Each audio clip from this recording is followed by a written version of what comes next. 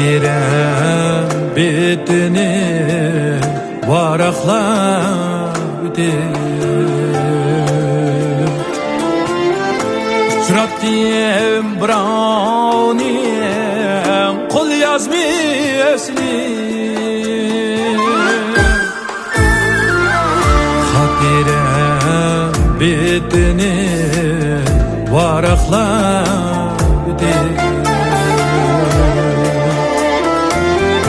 Uçratdım birovning qo'l yozmasini.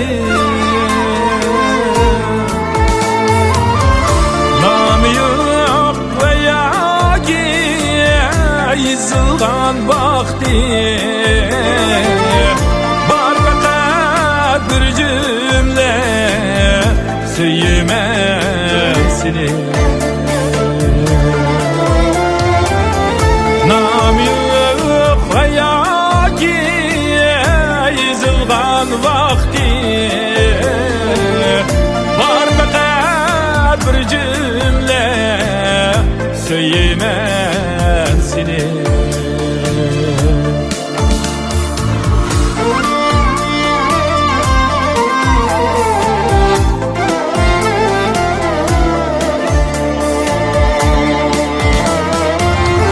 Men ana telmürüp sürmen hıyar. Bu kimnin sözüdür, yazgandır kaçar. Ulguna tanış mı yakina tanış. Hazırı nedir, var mıdır ama. Ulguna tanış mı yakina tanış. Hazırı nedir, var mıdır ama.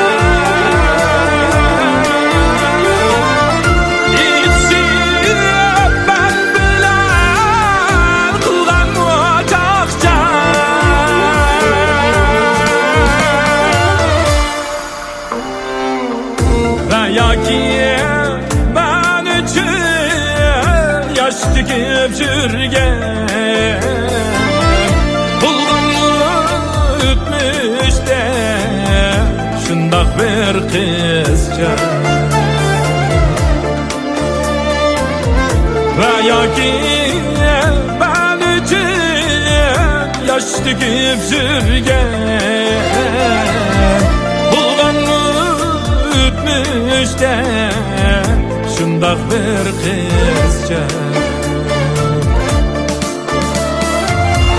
Kız bolsa kimdur, kim bilen billah. Külleri tanglağa ulaydıgandır. Yaki hazır mı sevgimliktir, tenhalık çölde yığlaydıgandır.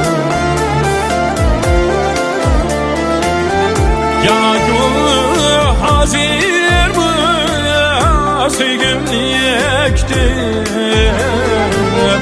tenhalık çölde yığlaydıgandır.